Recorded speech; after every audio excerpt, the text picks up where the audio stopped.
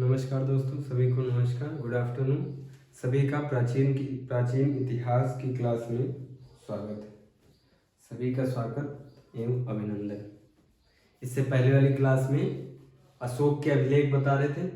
अशोक के अभिलेख में बताया था, अभिलेख में आता है शिलालेख, स्तंभलेख, गुहालेख। बड़े पत्थर पे लिखावट शिलालेख, छोटे पत्थर पे लिखावट स्तंभलेख, गुफाओं की दीवारों पे लिखावट गुहालेख। अभी देखो, हेडिंग डालो, अशोक के अभिलेख। अशोक के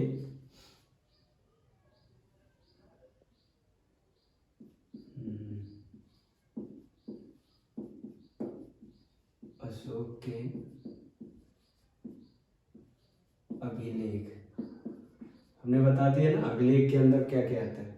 शिलालेख भी अभिलेख है, स्तंभ लेख भी अभिलेख है, गुहालेख भी अभिलेख है। क्या पढ़ने जा रहे हैं? अशोक के अभिलेख। अशोक के अभिलेख। अभिलेख को इंग्लिश में क्या कहते हैं? इंस्क्रिप्शन। भारत में सबसे पहले अभिलेखों की परिचय देख लेते हैं। अभिलेखों का परिचय, अभिलेख का परिचय में हमने कल वाली क्लास में, इससे पहले वाली क्लास में क्या देखा भाई? शिलालेख, बड़े पत्थर पे लिखावट शिलालेख, छोटे पत्थर पे लिखावट स्तंभलेख, गुफाओं की दीवारों पे लिखावट गुहालेख। अब भारत में सबसे प्राचीन अभिलेख अशोक के हैं। फर्स्ट पॉइंट, मोस्ट इंपॉर्टेंट ये पॉइंट। भारत में सबसे प्राचीन अभिलेख, भारत में सबसे प्राचीन अभिलेख अशोक के हैं। भारत में सबसे प्राचीन अभिलेख अशोक के। यह संख्या में 182 और 47 स्थानों पे पाए गए हैं। यह अभिलेख संख्या में 182 अथवा 47 स्थानों पे पाए गए हैं। 47 स्थानों पे पाए गए। अब देखो कितनी बड़ी बात है। ये बात प्राचीन इतिहास की हो रही। प्राचीन इतिहास में कितनी बड़ी बात है कि भारत में सबसे प्राचीन अभिलेख अशोक के। भारत में सबसे प्राचीन अभिलेख अशोक के, पहला पॉइंट। दूसरा पॉइंट, यह अभिलेख संख्या में 182 अथवा 47 स्थानों पे पाए गए। इसीलिए अशोक को अभिलेखों का पिता कहा जाता है। इसीलिए अशोक को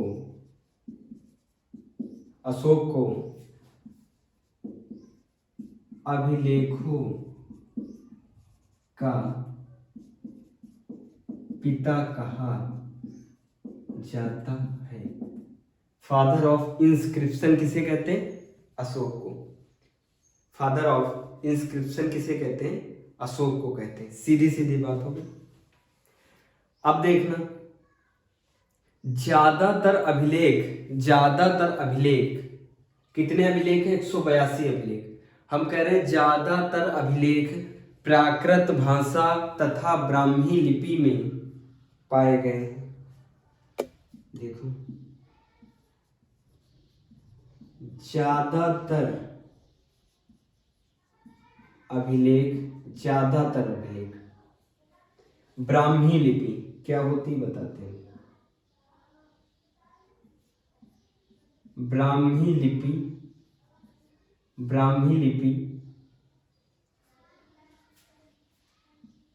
एवं प्राकृत भाषा में पाए गए हैं।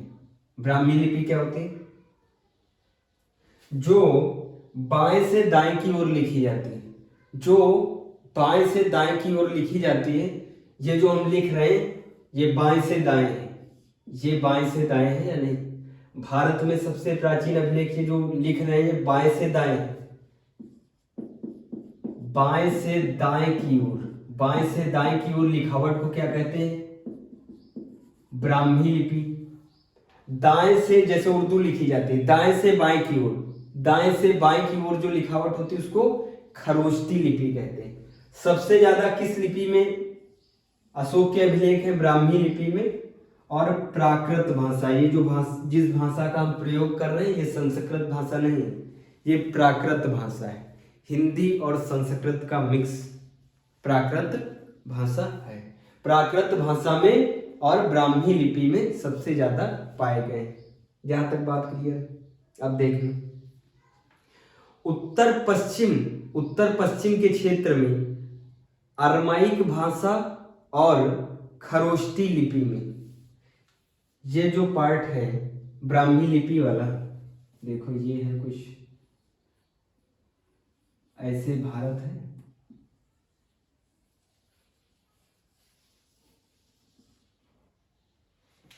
भारत के ज्यादातर हिस्से में इस हिस्से में कौन सी लिपि? ब्राह्मी लिपि प्राकृत भाषा में अभिलेख पाए गए हैं। उत्तर पश्चिम के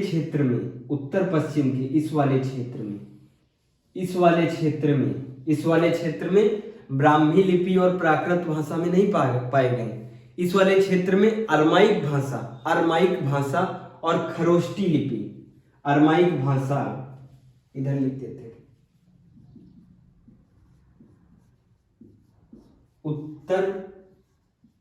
भारत के उत्तर पश्चिम क्षेत्र में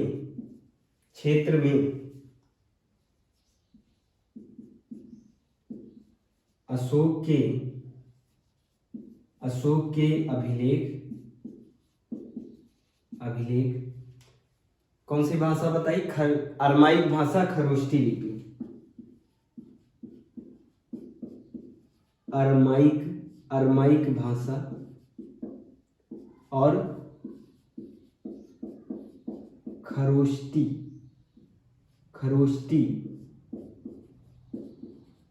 लिपि में पाए गए हैं।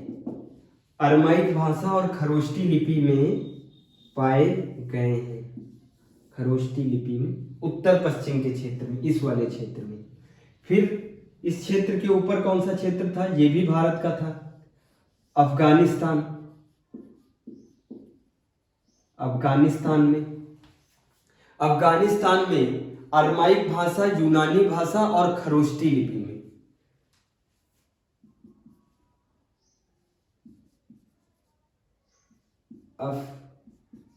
अफगानिस्तान के क्षेत्र में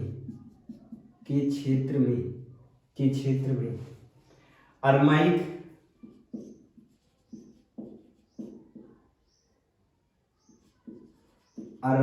भाषा प्लस यूनानी भाषा और खरोष्टी लिपि में अभिलेख पाए गए हैं। यहाँ तक नोट डाउन करो, यहाँ तक फटाफट नोट डाउन करो, अभी भी जगह नीचे खाली देखो, यहाँ तक नोट डाउन करो। ज्यादातर अभिलेख ब्राह्मी लिपि प्राकृत भाषा, ब्राह्मी लिपि क्या होती है? बाएं से दाएं की ओर जो लिखावट होती है उसको ब्राह्मी लिपि कहते हैं। खरोष्टी लिपि जैसे उर्दू लिखी जाती है दाएं से बाएं की ओर, इधर से कुछ भी लिखे, इधर से इधर को, उसको खरोष्टी लिपि कहते हैं। यहां तक आया समझ? फिर हमने क्या बताया, अशोक के 182 संख्या में अभिलेख पाए गए 47 स्थानों से, 47 स्थानों से 182 अभिलेख पाए गए हैं। इसीलिए अशोक को अभिलेखों का पिता कहा जाता है, इंस्क्रिप्शन, फादर ऑफ इंस्क्रिप्शन कहा जाता है। फादर ऑफ इंस्क्रिप्शन किसे? सम्राट अशोक को। ज्यादातर अभिलेख ब्राह्मी लिपि प्राकृत भाषा में पाए गए हैं। उत्तर पश्चिम में पूछ ले कि उत्तर पश्चिम में कैसे अशोक के अभिलेख अरमाइक भाषा खरोष्टी लिपि में पाए गए। अफगानिस्तान में अरमाइक भाषा, वही सिर्फ यूनानी भाषा जोड़ देना, अरमाइक भाषा, यूनानी भाषा और खरोष्टी लिपि। खरोष्टी लिपि कैसे? दाएं से बाएं की ओर, दाएं से बाएं की ओर। यहां तक आया समझ में? अब देखो,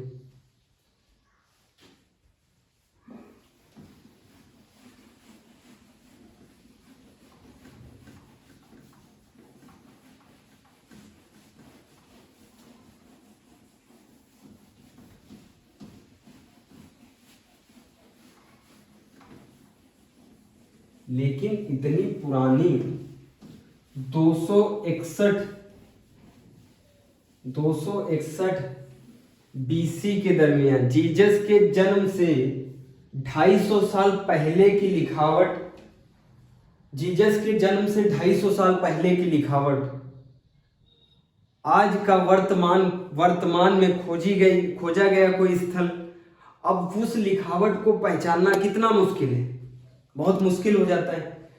तो लोग प्रयास तो करेंगे जानने का। मान लो कोई कहीं पे खुदाई चल रही है, कहीं पे एक्सकेवेशन चल रहा है, वहां से एक पत्थर मिला और इस पत्थर पे कुछ लिखा हुआ है ऐसे, बहुत पुराने जमाने का पत्थर मिला, तो जिज्ञासा नहीं जगती इंसान के अंदर कि भाई इसमें क्या लिखा होगा, भाई इसमें क्या लिखा होगा। तो पुरातत्व विभाग को भेज दिया गया, पुरातत्व विभाग इसको ब्रश वगैरह से सफाई करके पढ़ने का प्रयास किया, पढ़ने का प्रयास करेंगे।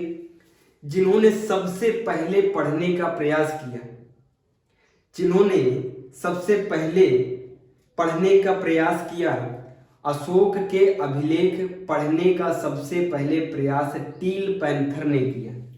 अशोक के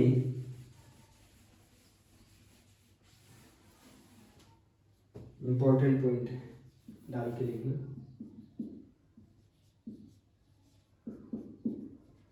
अशोक के अभिलेखों को अशोक के अभिलेखों को सबसे पहले पढ़ने का प्रयास किया टील पैंथर ने। किसने? टील पैंथर ने सबसे पहले अभिलेख पढ़ने का प्रयास किया, लेकिन सक्सेस नहीं हुई। सक्सेस कौन हुआ? James Prinsep. 1837 में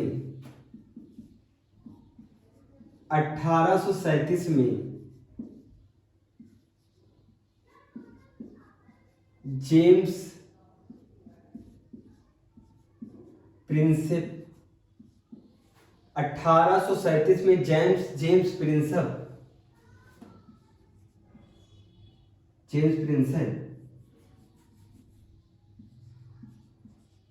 सबसे पहले अशोक के अभिलेखों को पढ़ने में सफल रहे। अशोक के अभिलेखों को सबसे पहले पढ़ने में सफल कौन रहा? James Prinsep, most important James Prinsep. सबसे पहले प्रयास किसने किया लेकिन पढ़ नहीं पाए? कौन? Teal panther. प्रयास किसने किया सबसे पहले? टील पैंथर ने। पढ़ के किसने दिखाया? जेम्स प्रिंसेप ने। यहां तक आई बात समझ में? अब देखना, अशोक वह पहले व्यक्ति थे जो अपने अभिलेखों के माध्यम से सीधे जनता से बातचीत करते थे। अभिलेखों के माध्यम से जनता से बात करते थे। वे पहले भारतीय राजा थे। वे अशोक पहले भारतीय राजा थे जिन्होंने अपने अभिलेखों के माध्यम से सीधे लोगों से बातचीत की।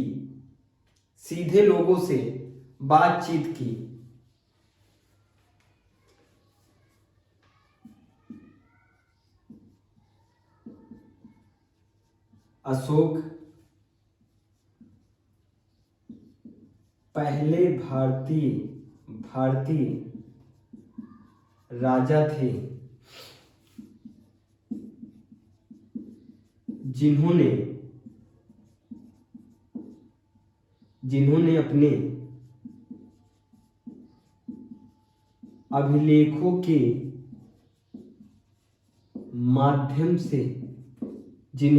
अभिलेखों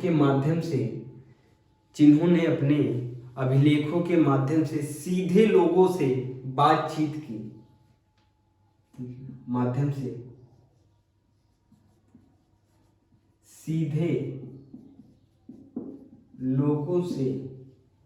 बातचीत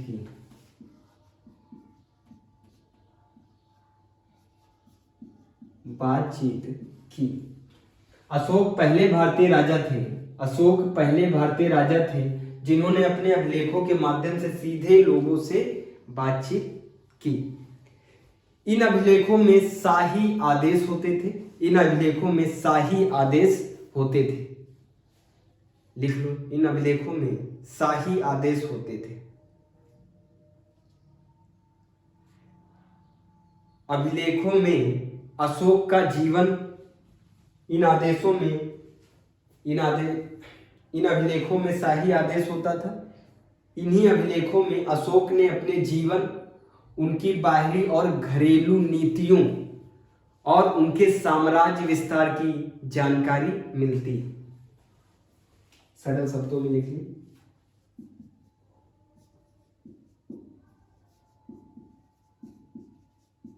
इन अभिलेखों के माध्यम से किनके अभिलेखों के? अशोक के अभिलेखों के माध्यम से हमें उनके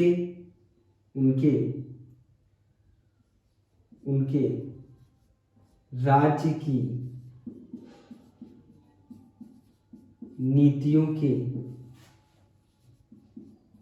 बारे में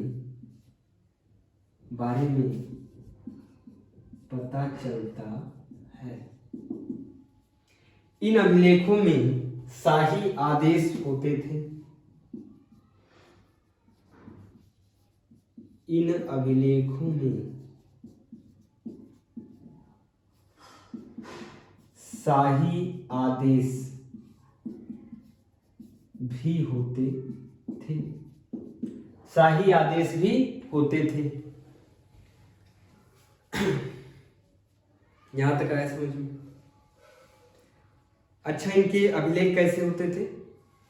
ये जो अभिलेख अगर कहते तो शिलालेख कहें तो ज्यादा कंफ्यूज ना होना कि अभिलेख कह रहे हैं तो मतलब शिलालेख क्या है।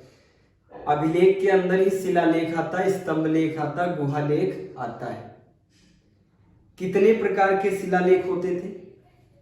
एक बृहद शिलालेख होता था जो बहुत बड़े पत्थर पे उत्कीर्ण किया जाता था, उसको बृहद शिलालेख कहते थे। जो उससे छोटे पत्थर पे उत्कीर्ण मतलब छेनी हथौड़ी से पत्थर को काट के कोई लिखावट की जाए, उसे उत्कीर्ण करना कहते हैं। पहला है बृहद शिलालेख, दूसरे होते हैं लघु शिलालेख, तीसरा होता विशिष्ट शिलालेख जिसमें कुछ विशेष जानकारी होती है, विशिष्ट शिलालेख। फिर 3 हो गए। चौथा होता है बृहद स्तंभ शिलालेख और 5वां है लघु स्तंभ शिलालेख। यहाँ तक आया समझ में? अब शिलालेख तो हमने देखा, अभिलेख कितने हैं? अभिलेख अशोक के 182 अभिलेख हैं, सबसे ज्यादा अभिलेख हैं इनके। इतने अभिलेख तो हम लोग पढ़ नहीं पाएंगे। कुछ मोस्ट इंपॉर्टेंट अभिलेख या शिलालेख हैं, अभिलेख शिलालेख हैं।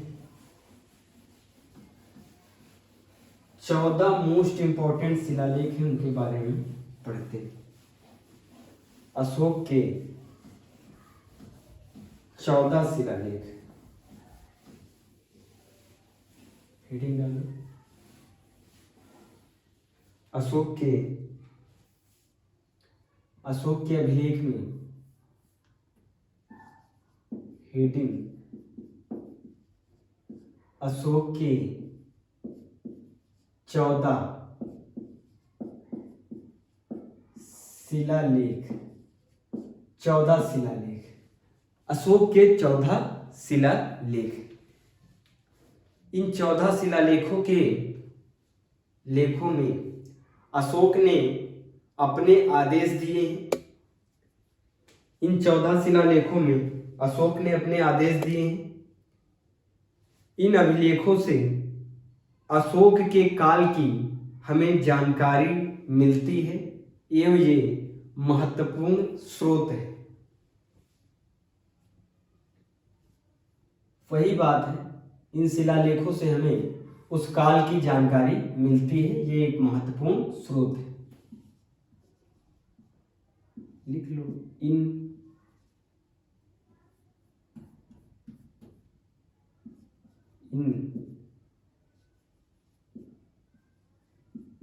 शिलालेखों से हमें उस कालखंड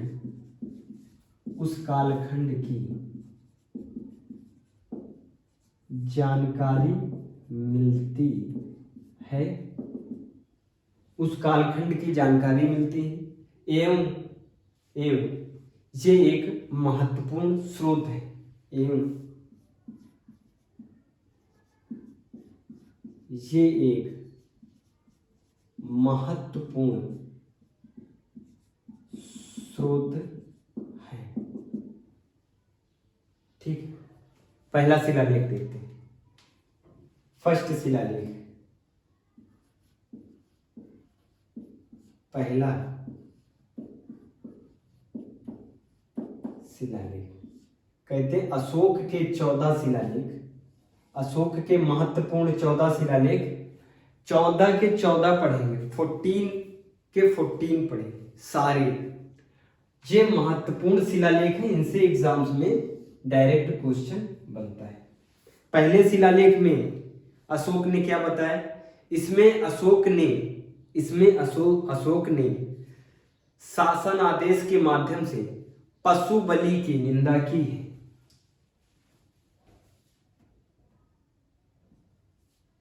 या फिर सरल शब्दों में, इस अभिलेख में, किस अभिलेख में, कौन से वाले? फर्स्ट अभिलेख में, अशोक के 14 महत्वपूर्ण अभिलेख में फर्स्ट वाला देख रहे हैं। इसमें क्या लिखा है अभिषेक? इसमें क्या लिखा है? अशोक ने इस अभिलेख में अशोक ने पशु बलि की निंदा की है। इस अभिलेख में अशोक ने पशु बलि की निंदा की है। यहां तक आया समझ में? फर्स्ट अभिलेख बहुत इंपॉर्टेंट है, फर्स्ट वाला दिख रहा है साहब? हाँ भाई, इस अभिलेख में अशोक ने पशु बलि की निंदा की, साफ दिख रहा है। इस अभिलेख में अशोक ने पशु बलि की निंदा की है। दूसरा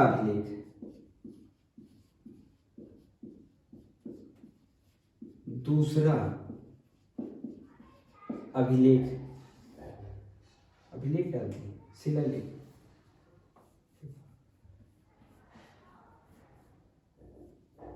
दूसरा शिलालेख।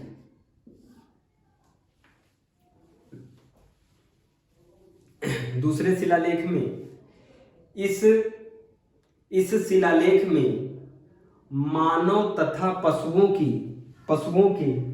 चिकित्सा की बात कही है। मानव तथा पशुओं के स्वास्थ्य की देखभाल के लिए बताया है।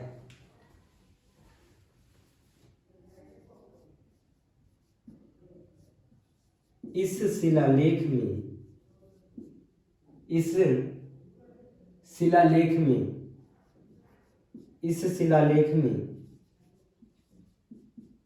अशोक ने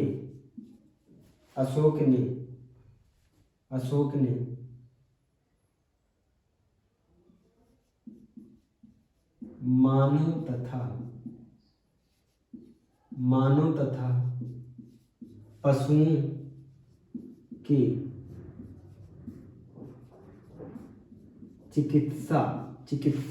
चिकित्सा के बारे में बताया है।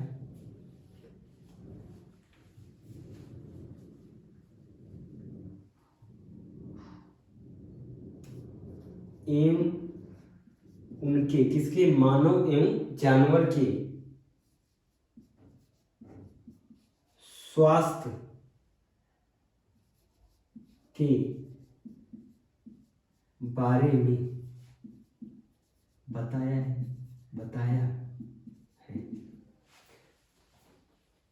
आया समझ में? यहां तक दिख रहा है साफ?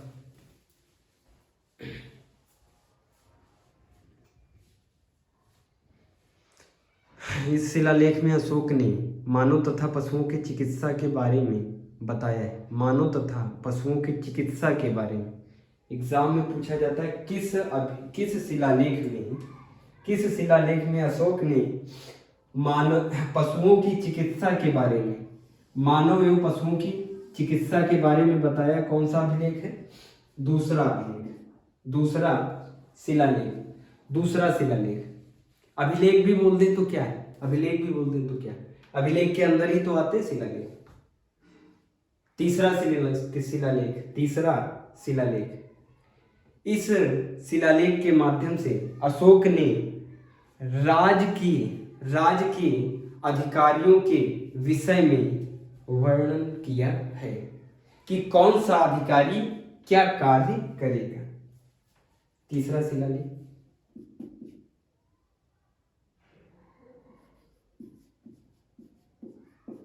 तीसरा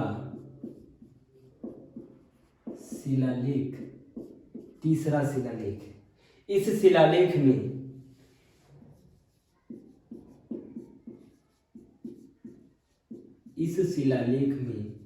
तीसरे शिलालेख में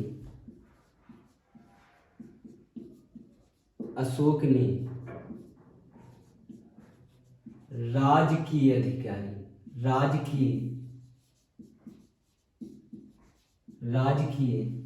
अधिकारियों के विषय का वर्णन किया है कि कौन सा अधिकारी क्या कार्य करेगा। कि कौन सा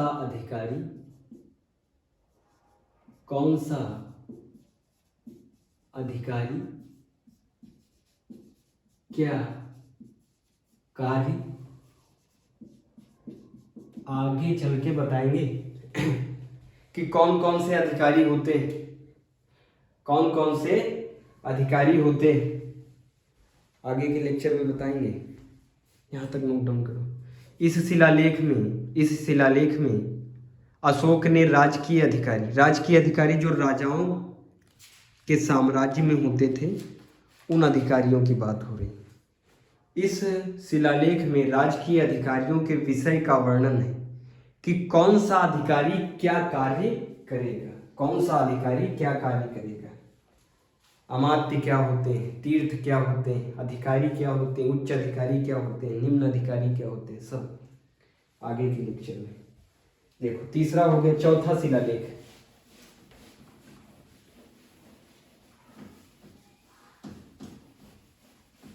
14 मोस्ट इंपोर्टेंट शिलालेख हैं किसके? अशोक के। उन मोस्ट इंपोर्टेंट शिलालेख में 3 तक बता दिए, चौथा देखते हैं। चौथा शिलालेख,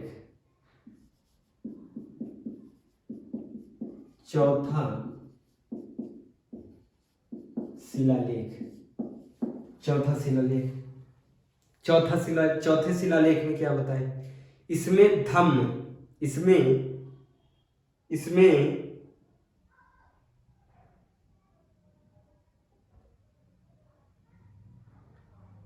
इसमें धम्म मतलब धर्म, इसमें धम्म घोष की चर्चा की है। इसमें धम्म घोष की चर्चा की है।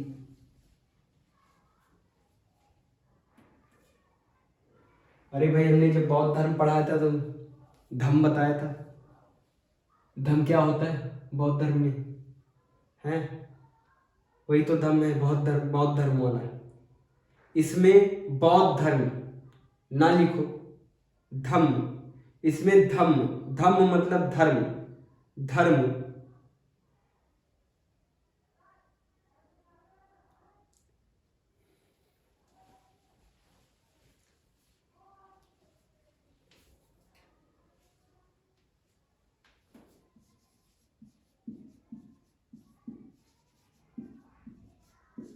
इसमें धम्म मतलब क्या?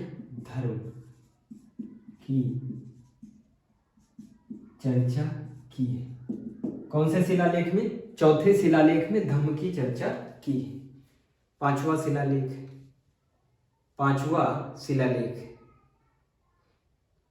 इसमें धम्म महामात्र धार्मिक अधिकारी। इसमें धम्म पता है ना, धम्म क्या है? धर्म। पांचवा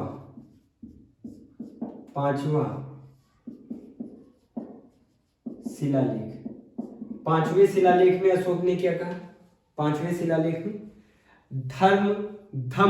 धम्म महामात्रो, ब्रैकेट में लिख लो, धार्मिक अधिकारियों की नियुक्ति की चर्चा।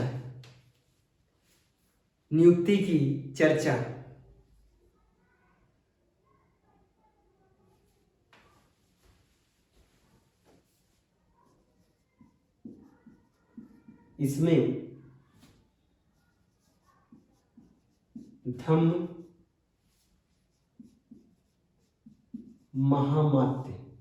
महामात्य मतलब धार्मिक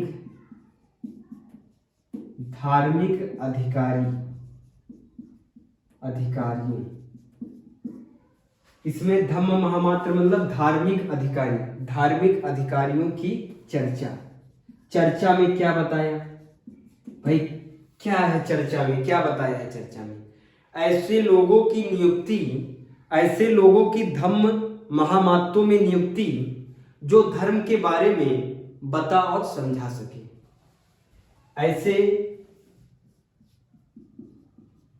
ऐसे धार्मिक, अभी बताएंगे डिटेल में, धार्मिक अधिकारियों की,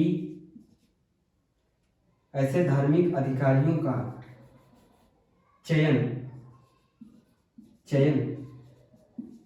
जो धर्म के बारे में बता और समझा सके। ऐसा नहीं कि कोई पंडित है, कोई ब्राह्मण है और वो नहीं जानता कुछ भी, उसको अधिकारी बना दिया जाए। वो नहीं जानता गीता के बारे में, रामायण के बारे में, वेदों के बारे में, और धर्म के बारे में जो नहीं जानता लेकिन ब्राह्मण है, ऐसे ब्राह्मण को भी अधिकारी नहीं बनाया जाएगा। अशोक के काल में ये बता रहे हैं, किसमें? पांचवें शिलालेख में धम्म महामात्यों की नियुक्ति, धार्मिक अधिकारियों की कैसे नियुक्ति करते थे। इसका भी एक टेस्ट होता था, जो अधिकारी इनके वहां चयनित होते थे उसका एक टेस्ट होता था। वो टेस्ट भी बताएंगे, उस टेस्ट को क्या कहते थे। अभी आगे देखो, इंटरेस्टिंग है। फिर छठा शिलालेख, छठा शिलालेख, इसमें आत्मनियंत्रण की चर्चा की गई। छठा शिलालेख, सिक्स्थ इंस्क्रिप्शन, इसमें आत्मनियंत्रण की चर्चा की गई। इसमें हम बता रहे हैं ना, छठा शिलालेख, छठे शिलालेख में क्या लिखा है? बहुत अच्छी बात लिखी है भाई, इसमें आत्मनियंत्रण, आत्मनियंत्रण की चर्चा की गई है। इसमें आत्मनियंत्रण की चर्चा की गई है। इसमें बताया गया कि राजा से, इसी में बताया गया, इसमें बताया गया राजा से कोई भी मिल सकता है। राजा से कोई भी मिल सकता मतलब प्रजा राजा से मिल सकती है, प्रजा राजा से मिल सकती है। इसमें बताया गया राजा से कोई भी मिल सकता है। वर्ण व्यवस्था थी, मौर्य काल में वर्ण व्यवस्था थी, ब्राह्मण क्षत्रिय वैश्य शूद्र कॉन्सेप्ट था। मेगस्थनीज के अनुसार वर्ण व्यवस्था नहीं थी, लेकिन चाणक्य के अर्थशास्त्र और बौद्ध साहित्य और अभिलेखों, अशोक के अभिलेखों के अनुसार वर्ण व्यवस्था थी। इसका मतलब हाँ एकदम सही है कि मौर्य काल में वर्ण व्यवस्था थी। अब आ जाए वर्ण व्यवस्था थी कि नहीं, तो लगा देना हाँ थी। अब तो कथन पे क्वेश्चन आते, फैक्ट से कम पूछे जाते हैं, कॉन्सेप्ट से क्वेश्चन ज्यादा आते हैं। दे देंगे 4, उसमें से पूछेंगे इनमें से कौन सा असत्य है, इनमें से कौन सा असत्य है, या फिर क्वेश्चन बना देंगे, उसमें कहेंगे इनका इनसे मिलान करो। कितने बता दिए? छठा बता दिया, सातवां बताना है। सातवां,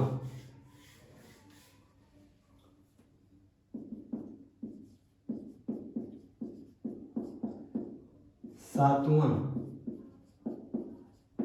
शिलालेख, अशोक का सातवां शिलालेख। सातवें शिलालेख में क्या बताया? इसमें सहिष्णुता, सहिष्णुता मतलब सभी धर्मों के प्रति उदारवादी था। इसमें बताया है, इसमें बताया, इसमें बताया कि अशोक, जो सम्राट अशोक है, बताया कि अशोक धार्मिक सहिष्णु था। सहिष्णु ना समझ में आए तो आ जाएगा आपको सर्व धर्म समभाव, सभी धर्मों को मानता था, सभी धर्मों को वरीयता देता था, सभी धर्मों को समान मानना, सभी धर्मों को समान मानता था। कौन? अशोक। ये किसमें बताया? सातवें शिलालेख में, सातवें शिलालेख में। फिर डालो हेडिंग, आठवां शिलालेख, आठवां शिलालेख।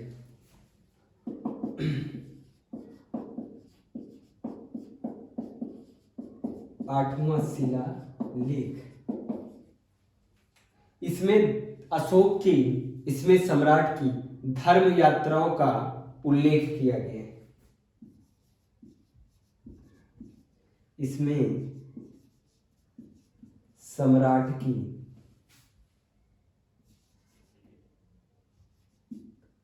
धर्म यात्राओं का उल्लेख किया गया है। कब धर्म यात्रा पे ये जाता है? जब कलिंग युद्ध जीत लेता है। ये सिंहासन पे जब बैठा उसके 8 वर्ष के बाद इसने कलिंग से युद्ध किया। कलिंग से युद्ध किया 261 बीसी में, 8 साल के बाद इसने अपने जीवन में सबसे बड़ा युद्ध यही लड़ा। अपने जीवन में सबसे बड़ा युद्ध यही लड़ा। कौन सा? कलिंग का युद्ध। इसमें उसने कलिंग को परास्त कर दिया। 1 लाख लोग मारे गए। 1 लाख भाई, 1 लाख लोग मारे गए। 1.5 लाख लोगों को बंदी बनाया गया। इन मरने में बौद्ध भिक्षु और ब्राह्मण भी शामिल थे। यह देख अशोक का हृदय परिवर्तन हो गया। अशोक का हृदय परिवर्तन हो गया। उसने साम्राज्य विजय की नीति को छोड़कर, साम्राज्य विजय की नीति को कहते हैं भेरी घोष की नीति, भेरी घोष की नीति को छोड़कर धम्म घोष की नीति को अपना लिया। कह दिया आज से युद्ध करना बंद, युद्ध करना बंद। अब क्या करेंगे? तुरंत ही बौद्ध धर्म अपना लिया, तुरंत ही बौद्ध धर्म अपना लिया। और जैसे गौतम बुद्ध यात्रा करते थे, बौद्ध धर्म की यात्रा, धर्म प्रचार प्रसार की यात्रा, उसी धर्म प्रचार प्रसार की यात्रा धर्म यात्रा, धर्म यात्रा शुरू कर दी किसने? सम्राट अशोक ने। और खुद तो अब राजा रहा नहीं, महल में खुद तो राजा रहा नहीं, खुद तो भिक्षुक बन गया, यात्रा पे चला गया। उसकी जगह एक अधिकारी को बिठाया जिसका नाम होता था राजुक। राजुक, आगे पढ़ाएंगे, डिस्टर्ब नहीं, आगे पढ़ाएंगे सब। यहां तक समझ में आया धर्म यात्रा क्यों स्टार्ट की? धर्म परिवर्तन, हृदय परिवर्तन हो गया। बौद्ध धर्म को अपनाया, बौद्ध धर्म को अपनाया और धर्म यात्रा स्टार्ट कर दी। 8वां हो गया। 8वें तक हो गया। 9वां देखो क्या कहते हैं। इसमें धार्मिक समारोहों की चर्चा की गई। धार्मिक समारोह, धार्मिक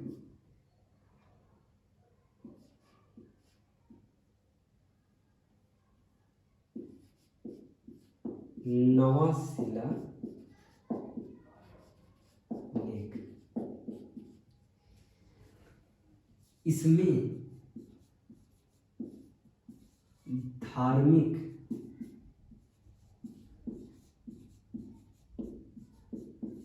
समारोह, समारोह तो आप लोग जानते हैं समारोह क्या होता है। धार्मिक समारोहों की चर्चा की गई। धार्मिक समारोहों की चर्चा की गई किसमें? 9वें शिलालेख में। आ जाते हैं 10वें शिलालेख में।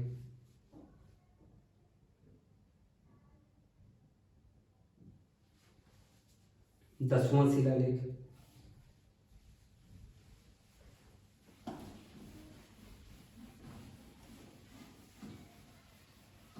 सात हो गए, 8 हो गए, 9 हो गए।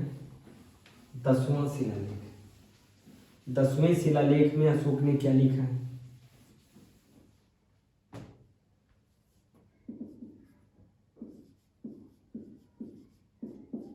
दसवां शिलालेख। 10वें शिलालेख में लिखा है, इसमें सम्राट ने आदेश पास किया, इसमें सम्राट ने आदेश पास किया कि, इसमें सम्राट ने आदेश पास किया कि राज्य के सभी उच्च अधिकारी जनता के हित में कार्य करेंगे। इसमें सम्राट ने आदेश पास किया कि राज्य के सभी उच्च अधिकारी, राज्य के सभी उच्च अधिकारी जनता के हित में,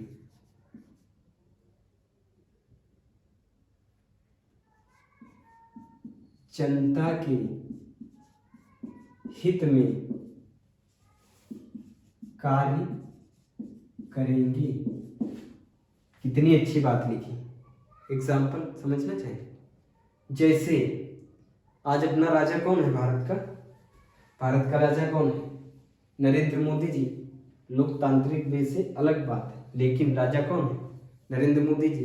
नरेंद्र मोदी जी आदेश दें, किसी पत्थर पे आज के जमाने में लिखवा दें, आज 2022 में लिखवा दें कि सभी भारत के सभी उच्च अधिकारी मतलब आईएएस, उच्च अधिकारी मतलब आईएएस, सभी आईएएस जनता के हित में कार्य करेंगे। और ये शिलालेख, कहीं भूकंप वगैरह आ जाए, ये सब पूरा भारत जो है सब दब जाए। पूरा भारत नहीं, कुछ क्षेत्र दब जाए, मान लो कुछ क्षेत्र दब जाए। और फिर खुदाई में ये पत्थर का टुकड़ा मिले जिसमें ऊपर लिखा है Narendra Modi, Narendra Modi PM of India, और नीचे क्या लिखा है? देश के सभी उच्च अधिकारी जनता के हित में कार्य करेंगे। ये जब मिलेगा तो सोचिए, वही बात हो गई ना, जैसे जो बात बता रहे हैं वही बात तो वहां भी अप्लाई होगी। फिर 11वां शिलालेख, फिर 11वां शिलालेख 11वां शिलालेख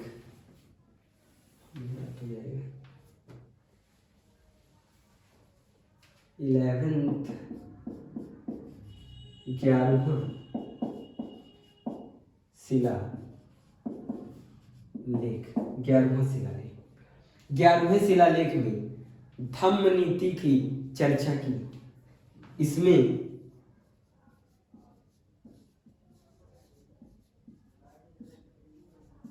धम्म नीति की चर्चा की है। 11वें में धम्म नीति की चर्चा की है।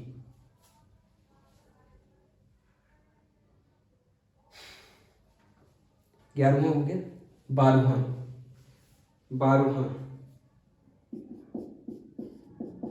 12th शिलालेख, इसमें स्त्री धर्म महामात्य जो धार्मिक अधिकारी होती थी, कौन? स्त्री धार्मिक अधिकारी का चयन कैसे होगा, इस बारे में बताया है। इसमें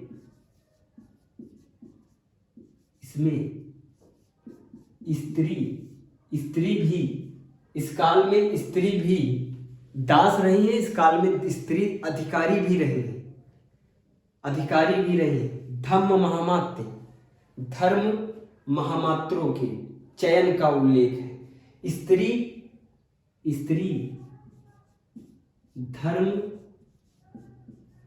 महामात्य मतलब मंत्री अधिकारी, महामात्य के चयन का उल्लेख है। किस शिलालेख में? 12th शिलालेख में। 13th शिलालेख सबसे इंपॉर्टेंट है, सबसे बड़ा शिलालेख 13th। इनमें सबसे बृहद शिलालेख, मोस्ट इंपॉर्टेंट। 12 तक देख ली, 13-14 बचा हुआ। हमने बताया ना, ऊपर लिखा है अशोक के सबसे मोस्ट इंपॉर्टेंट 14 शिलालेख। 14 में 12 देख लिए, 13 में क्या है देखते हैं। 13 13th शिलालेख, 13th शिलालेख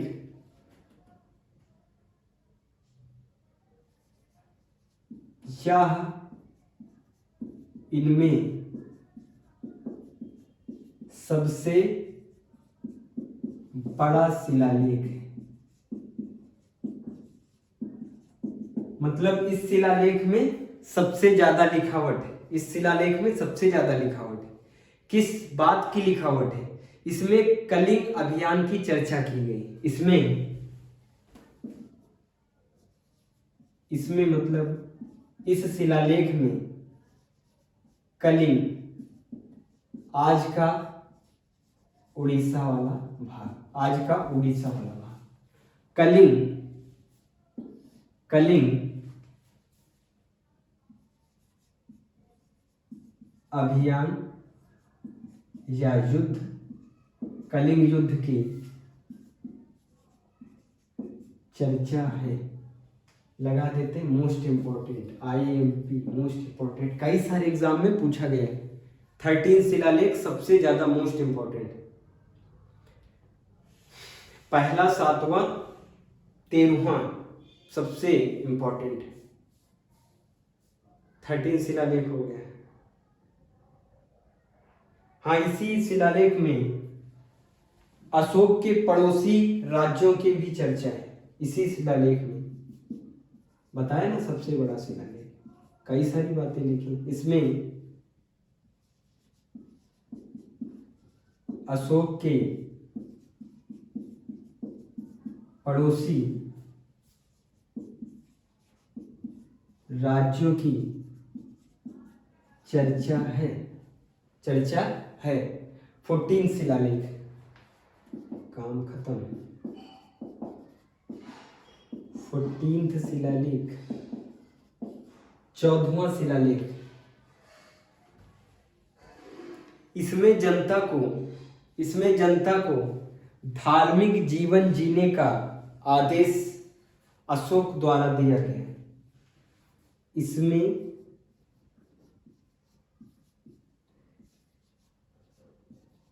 इसमें जनता को धार्मिक जीवन जीने का आदेश सम्राट द्वारा दिया गया। इसमें धार्मिक जीवन जीने का सम्राट द्वारा आदेश दिया गया। कंप्लीट कर लो फटाफट। 14 शिलालेख हो गए। हाँ, काफी समय भी हो गया, 54 मिनट हो गए। 14 शिलालेख हो गए, सभी याद कर लो, सभी मोस्ट इंपॉर्टेंट है, लेकिन पहला, छठा, सातवां और 13वां सबसे ज्यादा मोस्ट इंपॉर्टेंट है। सभी इंपॉर्टेंट है, लेकिन पहला, छठा, सातवां और 13वां सबसे ज्यादा इंपॉर्टेंट है। नोट डाउन कर लो, नेक्स्ट क्लास में इसके आगे की बात करेंगे।